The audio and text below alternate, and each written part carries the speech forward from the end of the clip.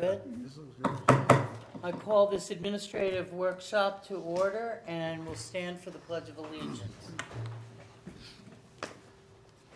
I pledge allegiance to the flag of the United States of America and to the republic for which it stands, one nation, under God, indivisible, with liberty and justice for all. Carly, call the roll, please. Geidinger? Yes. Thomas? Here. Thompson? Yes. Reed? Here. Penny? Okay. Well, on the agenda today, we have Peter Schatzel, and if you want to come up with Jim, and we'll review the audit presentation.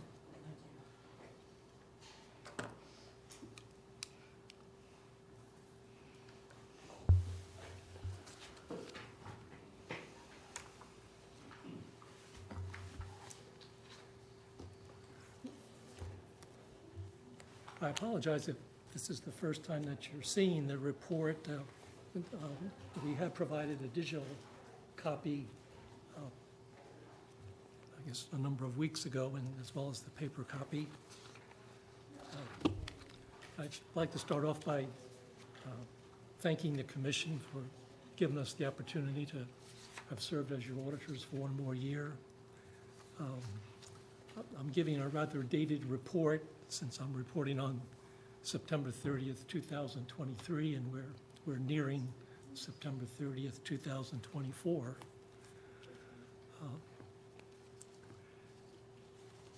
Do you have these two documents? Yeah, we got some Yeah, PowerPoint. okay. Yeah,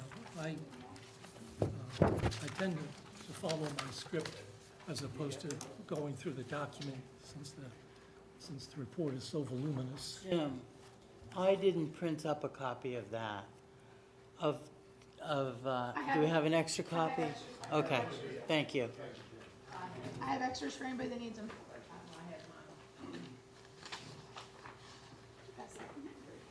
Anybody else? I'm good, thank you. I'm good.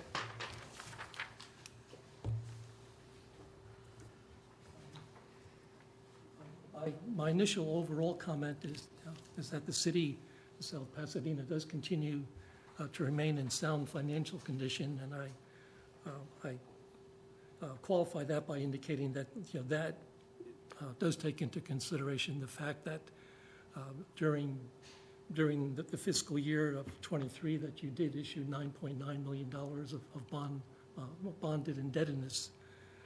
It's the first time that the city has had debt of any consequence for quite a few years. I can't emphasize enough that we did find the accounting records to be accurate and complete. We did not note any unsupportable transactions, nor did we have any disagreements with management as to accounting principles, which extends to basically how certain transactions are recorded, and we did receive the full cooperation and support of the city staff.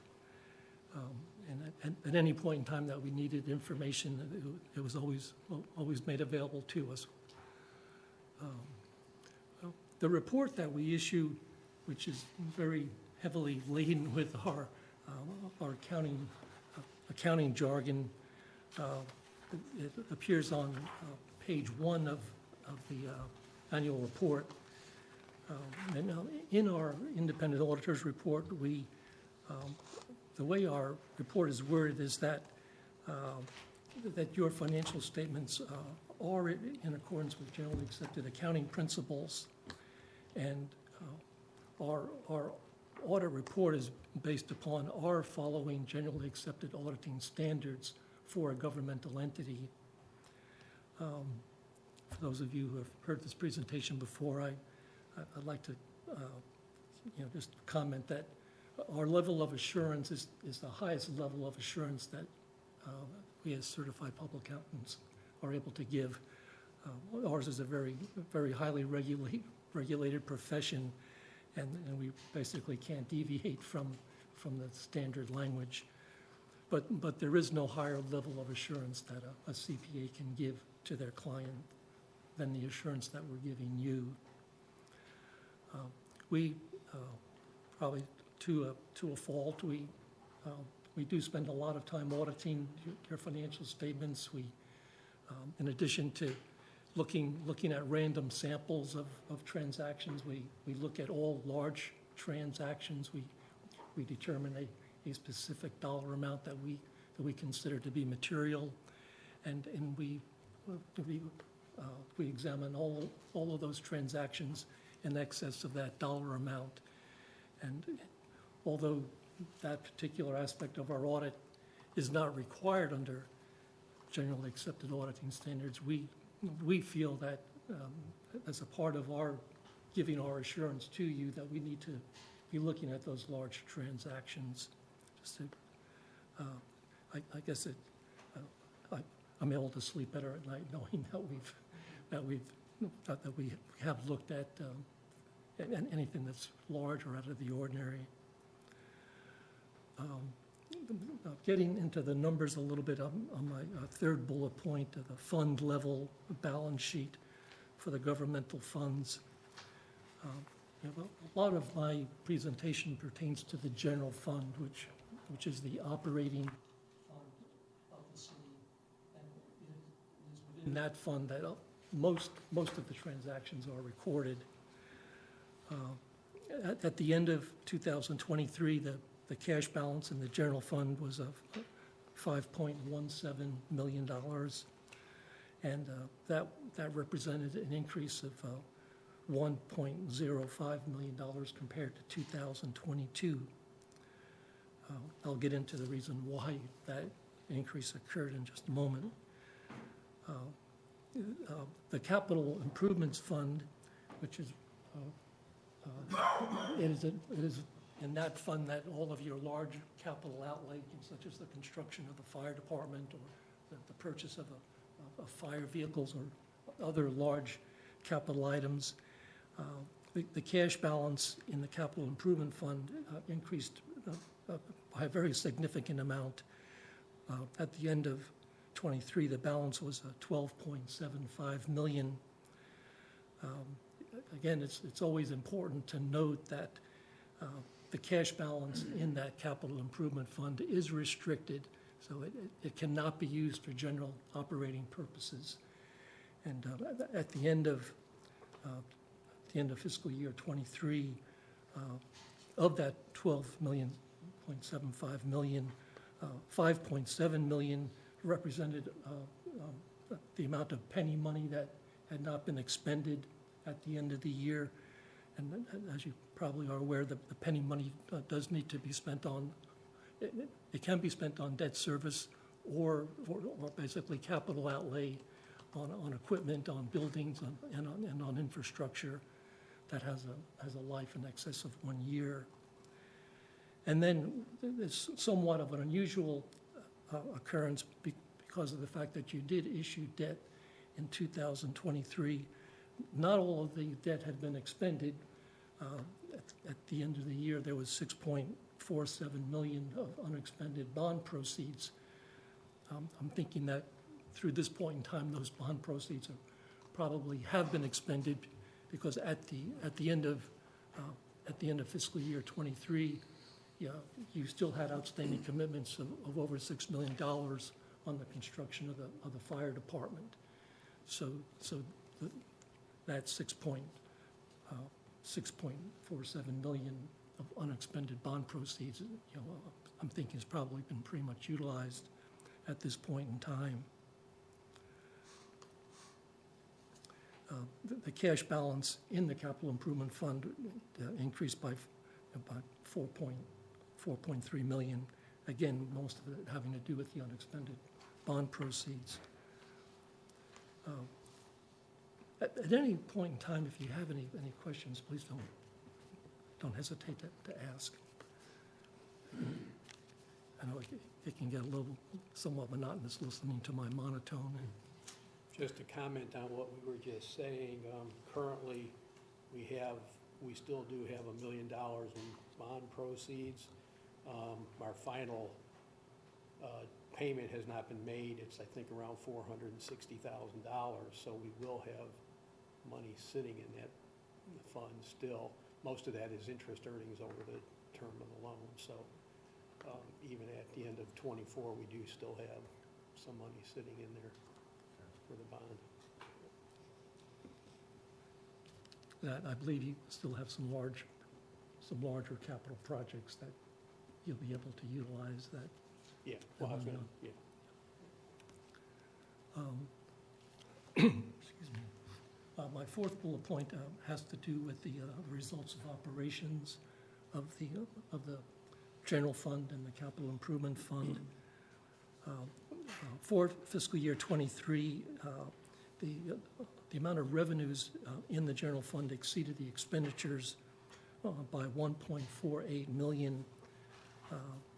And that surplus, so to speak, of 1.48 million was reduced by a $213,000 transfer that was made from the general fund to the capital improvement fund. The reason for that transfer is that there are certain expenditures that occur in the capital improvement fund for which you're not able to use the penny money. Certain expenditures aren't eligible for use of the penny money.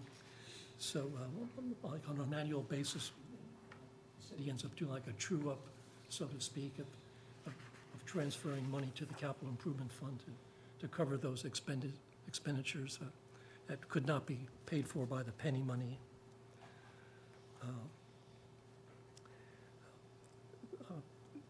At the outset of the year, and I shouldn't say at the outset, but based upon your amended budget, which actually did not change from the original, you had budgeted a surplus of $292,000, of which that $292,000 was budgeted to be transferred to the capital improvement fund. So you in essence, budgeted a zero increase in your general fund balance. And you know, the overall favorable budget variance ended up being 1.27 million. So that increase that I mentioned earlier, the increase in cash in the general fund came about because of the surplus of 1.27 million. That surplus of 1.27 million, that part of it was attributable to the fact that your revenues exceeded what had been budgeted by about $556,000, and the amount that you had budgeted for the general fund expenditures. And if I find my place here, there had been there was a favorable variance in the expenditures, and I apologize.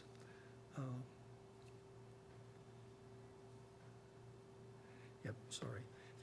There was a $634,000 favorable variance in expenditures. And that favorable variance pretty much was spread across all of your departments. About half of that was that I think just because of the fact that there was a lot going on, there was a $338,000 that had been budgeted for contingencies, and that $338,000 amount would have been allocated to any overage, but it ended up not being necessary. So that does account for a pretty large portion of your under expenditure. In the second bullet under the results of operations, I indicate that the general fund revenues increased by about 1.53 million from 2022, of which almost 900,000 of that increase pertained to the ad valorem tax increase over the prior year. There was $190,000 in the amount of the building permit revenue, and about $63,000 increase in the county EMS funding. And last but not least, due to the very much increased levels in your earnings on your surplus funds due to the increased interest rates, there was You had interest income of $176,000, an increase over the prior year.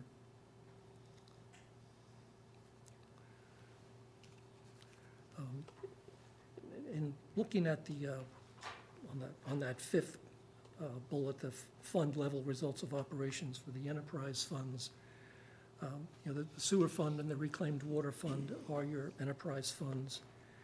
And the sewer fund operated at a profit of approximately $51,000, and the reclaimed water fund operated at a profit of about $42,000. In the sewer fund, the amount of revenues actually went down a little bit, about $4,700 compared to 2022, and we're about $2,500 under the amount budgeted. The sewer expenditures increased by about $13,000, which is not a very significant dollar amount, and that the overall increase basically came about because of the increase in the sewer processing charges that you pay to the city of St. Petersburg. The reclaimed water revenues increased by approximately $5,000 and were $5,000 above what had been budgeted.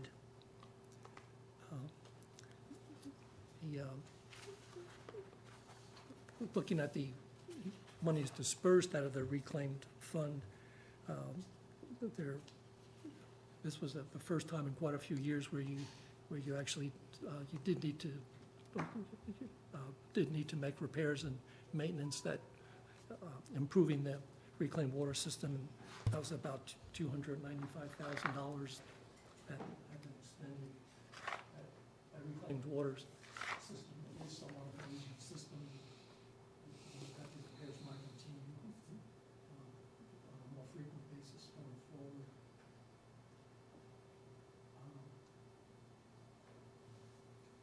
The second to the last bold bullet point basically it refers to the fiduciary fund, which is your firefighters' pension fund, and the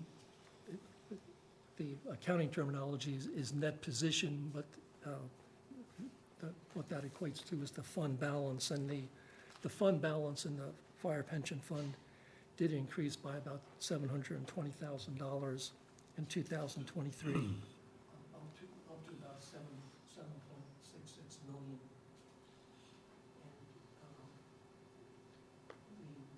And the major reason for the increase had to do with the fact that there was an increase in the amount of the realized and unrealized gains on the investments held in the fire pension fund of about $561,000.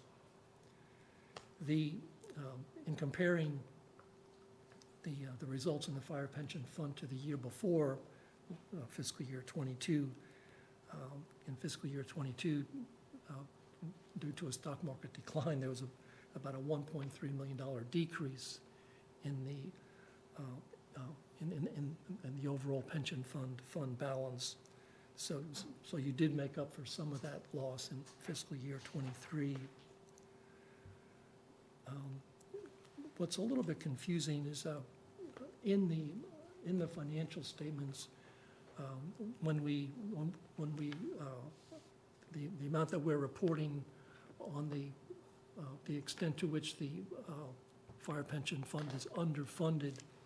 In the report, we're saying that it's underfunded by about $3.9 million, $3.965 million to be exact. That amount is based upon a measurement date that's done by the actuaries going back to October 1st, 2022. So that amount is already 1 year old.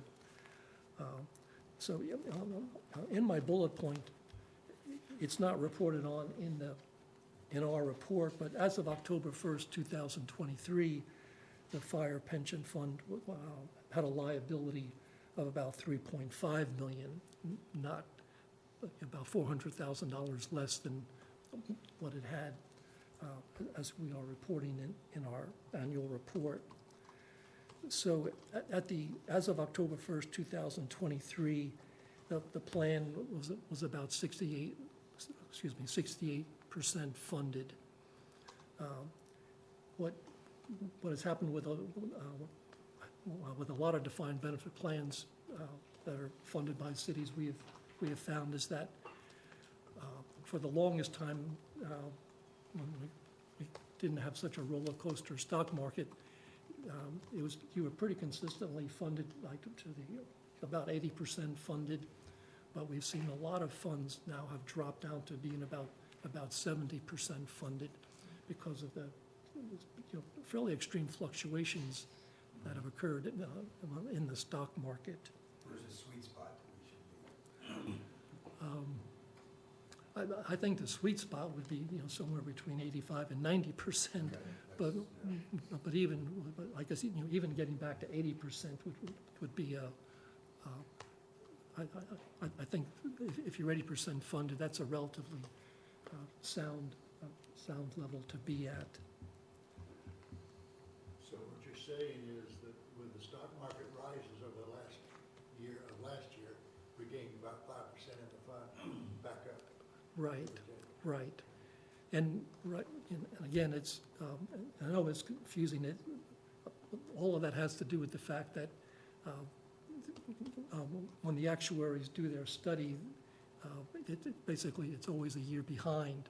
So it ends up being somewhat of an anomaly because in a year where you've had a good stock market, and this has happened with all of our municipalities, it's showing poor results because the actuarial evaluation is based on the year before when there was a real decline in the stock market.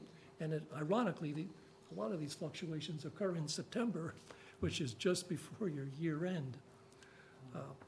So it has been really up and down. We do, my last bullet point here is the auditor's report on compliance. And as a part of our audit procedures, we are looking at your compliance with the city's codification of ordinances. We're looking at your compliance with how you spend petty money, how you're spending the bond proceeds.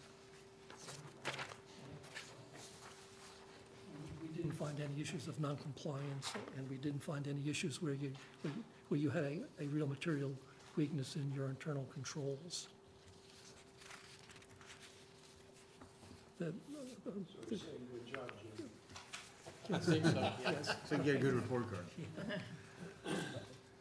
This last page I won't spend too much time on, but what I have done historically is to give you a sense of what your reserve is, mainly focused on the general fund. And so in this column here, general fund, at the end of 2023, you had about 8.3 months of operating expenditures in reserve in the general fund. If you go down to the line below it, which was as of 2022, you had 6.5 months of operating expenditures in your general fund balance.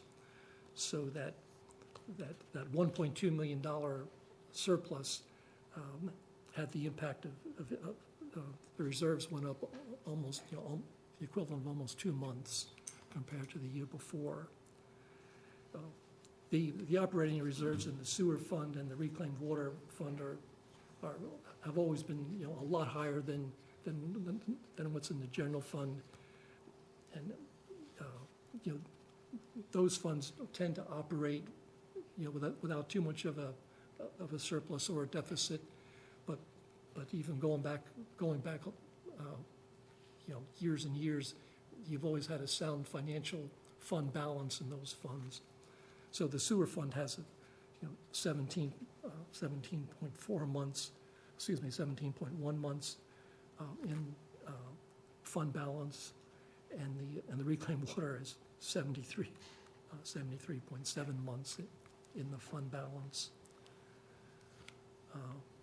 So when I I mentioned at the outset that you're still in sound financial condition.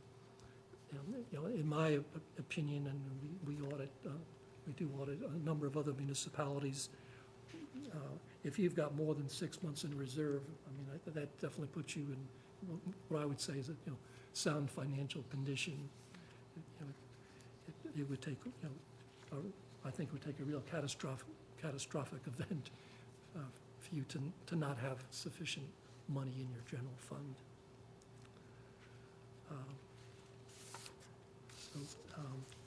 Why are the months so high in the reclaimed water fund? As I mentioned, Gail, it goes back, it's not because that has happened, that 7 to 3 months. If you look at the history, even going back to 2013, you had 64 months.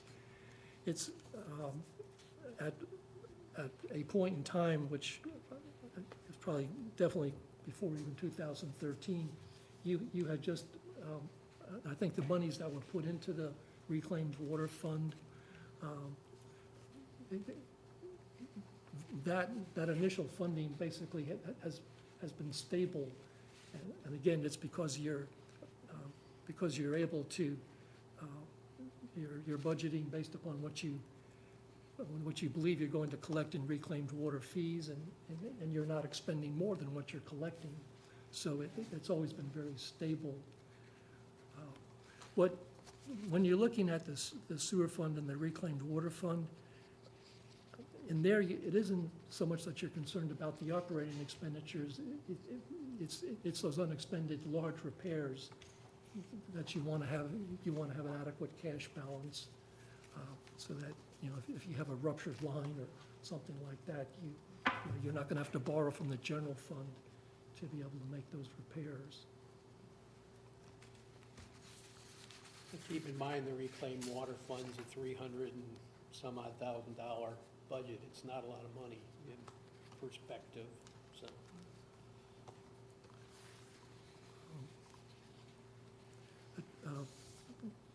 That concludes my planned presentation, but I certainly welcome any questions that you might have. And I know it's a lot of numbers, and it takes a while for some of that to sink in. On the pension plan, we say we should ideally be between 80 and 90 or something like that, where we are now. Do you recommend we need to take some action to change that, or just hope for the best in our investment strategy to get us back to where it should be? You are funding the amount that is being dictated, or not dictated, but is being required by the actuaries. So it's not like you have been underfunding it. I think, and this is true in a lot of plans, there were for a good while there was an expectation that you were going to be earning more on your investments. That the expectation was somewhere around 8%, and over if you kind of do just like a linear evaluation, it hasn't been there, and so what a lot of plans have done is that they have reduced the expectation of the earnings, down to around 6.5% or 7%, and but to answer your question, I don't necessarily advise that you begin to overfund it, but I guess it's just good to be conscious. You don't want to go too much lower than what you are now, and if you see that occurring, then I think your pension board would, I think needs to address that with the actuaries, and basically somewhat challenge them on the fact that are you anticipating earnings that we're not realizing, and should we be dropping that expectation down and contributing more? Something to keep an eye on, in other words. Right. No panic point right now, but something to No, keep an eye no. on. Okay, thank you, Peter. Oh, you're welcome. Any other questions for Peter or Jim? No? Well, thank you so much for all your years of service to our city. We really appreciate it. We always have a good report, and we're proud of that. And thank you very much for everything that you've done for us. Thank you. Appreciate it. I've enjoyed my association with the city of South Pasadena, I assure you. Okay. Jim, do you have anything else? I have nothing else. No? Anybody else? Nope. One back there. Chief.